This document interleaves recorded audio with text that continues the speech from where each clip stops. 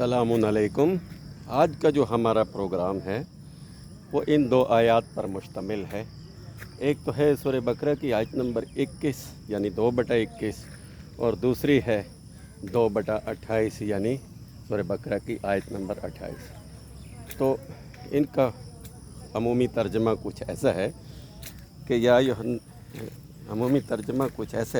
ایھا الناس اعبدوا ربکم الذی خلقکم والذین من قبلکم لعلکم تتقون، اور دوسری آیت کو جس طرح ہے کیف تکفرون باللہ وکنتم امواتا فاحیاکم ثم یمیتکم ثم یحییکم ثم الیہ ترجعون۔ تو عمومی اس کا ترجمہ کچھ یوں بنتا ہے کہ یا ایھا الناس، اے انسانوں، یعنی ساری انسانیت سے بات ہو رہی ہے، کائنات سے بات ہو رہی ہے۔ اللہ کا یہ کلام اس پوری انسانیت سے مخاطب ہو کر ہمیں کہہ رہا ہے کہ یا ایھا الناس، ان انسانوں سے پیغام دیا جا رہا ہے کہ عبدو، عبادت کرو۔ یعنی عبادت کا مفہوم کچھ اس طرح ہے کہ عبادت کہتے ہیں اللہ کے حکموں کی بجاوری کرنے کو۔ اللہ کی عبادت اللہ کے حکم کی بجاوری ہے، اور اللہ کی عبادت اللہ کے احکامات کی پابندی ہے۔ تو جو لوگ اللہ کے احکامات کی پابندی کرتے ہیں وہ اللہ کی عبادت کرتے ہیں، اور جو لوگ اللہ کے حکم کی پاسداری کرتے ہیں وہ اللہ کے حکموں کے مطابق جو زندگی گزارتے ہیں وہ اللہ کی عبادت کرتے ہیں۔ اور یہ بھی اللہ کی عبادت ہے کہ جس کام سے اس نے حکم دیا وہ کرنا ہے، اور جس کام سے اس نے منع کیا اسے چھوڑ دینا ہے۔ تو اللہ کی عبادت کا یہ بھی مقصد ہے۔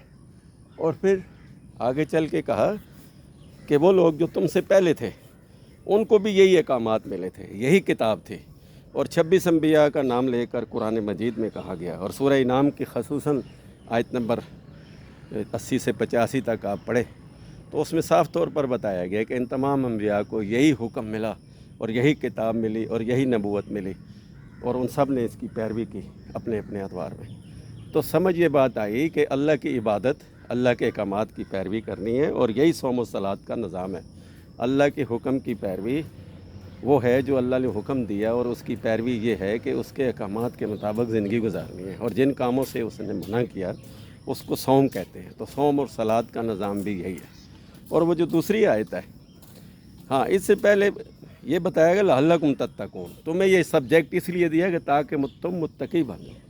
تو یہ آیت تتقون والی آیت بے شمار جگہ آئی ہے۔ متقی کا مطلب ہوتا ہے وہ شخص جو پرہیزگار ہوتا ہے، ہر برائی سے بچنے والا ہوتا ہے، اور ہر قسم کے جو احکامات اس کو دیے پیروی کرنے والے کام وہ کرتا ہے، تو پھر وہ متقی بن جاتا ہے۔ پرہیزگار وہ ہوتا ہے جو پرہیز کرتا ہے ہر جھوٹ، فریب، بے ایمانی، دو نمبری اور حرام کاری کے کاموں سے۔ تو تتقون کا مطلب یہ تھا کہ تم پرہیزگار بن جاؤ۔ تو اگلی آیت جو تھی وہ کیف تکفرون باللہ وکنتم امواتا، یعنی تم کفر کیوں کرتے ہو اور کیسے کرتے ہو کہ تمہیں جب یہ پتہ ہے کہ اللہ نے یہ احکامات دیے ہیں اور اس کی پیروی کرنی ہے، کنتم امواتا، کیونکہ تم مردہ تھے۔ یعنی یہ جو احکامات ہیں قرآن مجید یہ زندگی ہے، اس پر یہ آیت صرف قبر والے مردوں پر کفایت نہیں کرتی، بلکہ ان تمام مردوں پر جو مردہ ضمیر لوگ ہیں ان پر بھی کفایت کرتی ہے، اور ان کو بھی یہ بتایا جا رہا ہے کہ تم مردہ تھے، اور اس کتاب کے آنے سے، اس سبجیکٹ پر عمل کرنے سے تمہیں زندگی ملی، نئی زندگی ملی، نئی روح ملی۔ جیسے کہتے ہیں نا کہ وہ اس شخص کے دن رات بدل گئے، یعنی جب اس نے اللہ کے احکامات کی پیروی کی تو اس کی ہر وہ چیز تبدیل ہو گئی جس کی وجہ سے وہ پریشان حال میں مبتلا تھا اور عذاب میں مبتلا تھا۔ تو یہ کتاب آئی اسی لیے تھی، اندھیروں سے نکال کر روشنی کی طرف۔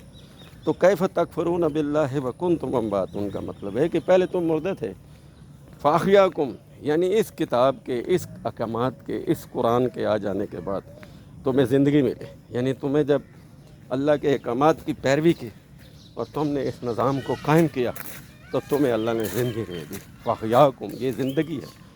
اور ثم یمیتکم ثم الیہ ترجعون، تو پھر انسان جب مر جاتا ہے تو پھر جب دوبارہ زندگی ملتی ہے تو رجوع تو اللہ کی طرف کرنا ہے۔ تو سارا معاملہ کچھ ایسا ہی ہے کہ ہم نے تیاری کرنی ہے، اس نظام کے مطابق چلنا ہے۔ اور ان دو آیات کا جو مختصر ترجمہ میں نے پیش کیا، اس کا مقصد یہ ہے کہ اس قرآن کو جسے ہم محجورہ کر چکے ہیں، لپیٹ کے رکھ چکے ہیں، اس کو اپنی زندگیوں میں شامل کرنا ہوگا، اور اس کے مطابق زندگی گزار کے اس کے مطابق اس کے احکامات کی پابندی کر کے ہم ایک صالح معاشرہ قائم کر سکتے ہیں۔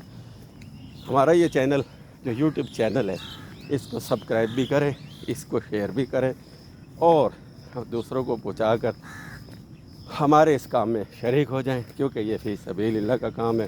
قرآن اور صرف قرآن، یہی ہے اللہ کا نظام۔ السلام علیکم، اپنا خیال رکھیے گا۔